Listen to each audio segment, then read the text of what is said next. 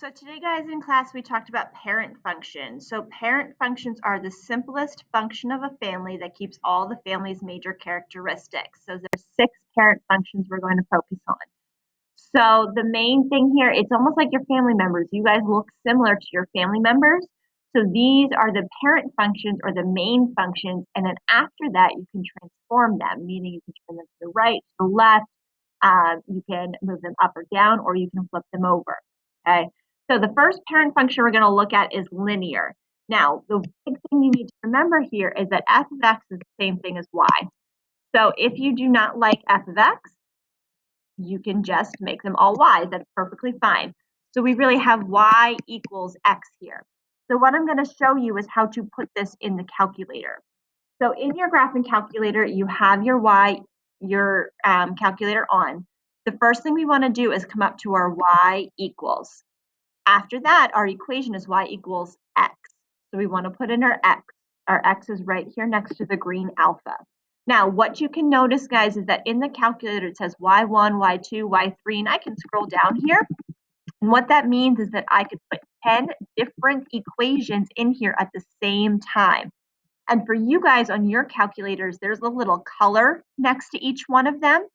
Okay, and that color, when we go and graph it, those equations are going to show up in that color. So if you would graph multiple equations at one time, they would all show up in a different color, and they would be represented by the color that's next here. So I have y equals x. Okay, so I hit my graph. Okay.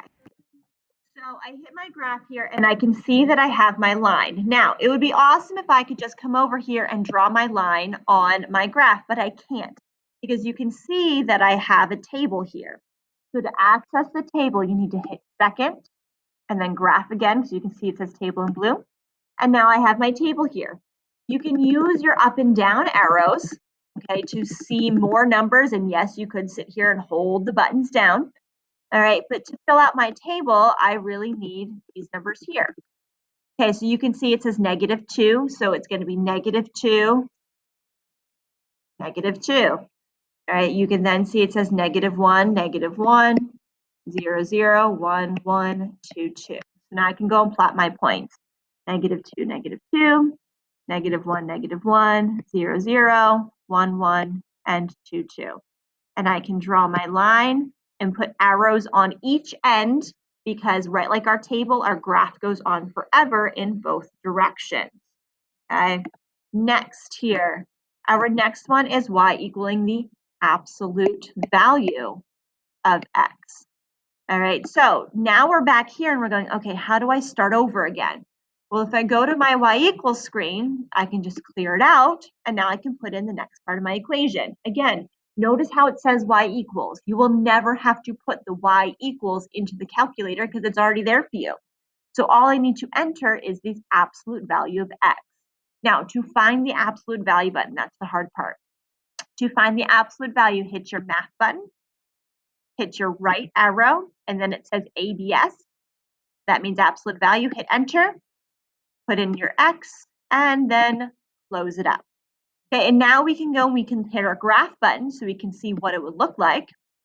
Okay, so we know this is going to look like a V, all right, which is awesome. Now, we can't just go and graph the V here. We got to fill out the table. So right like before, to access the table, we need to hit second, graph, okay, because you can see it says table in blue right above it. And again, we have our table of values. So you can see it's -2, 2, -1, 1, 0, 0, and so forth. So we can fill those in. Oops.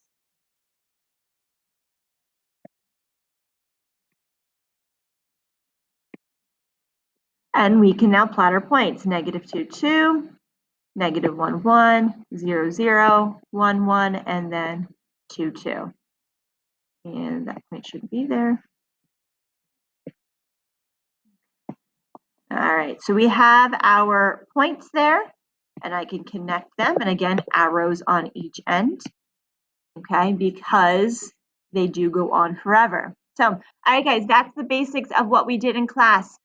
You will need to know how to put things into the calculator for your final exam.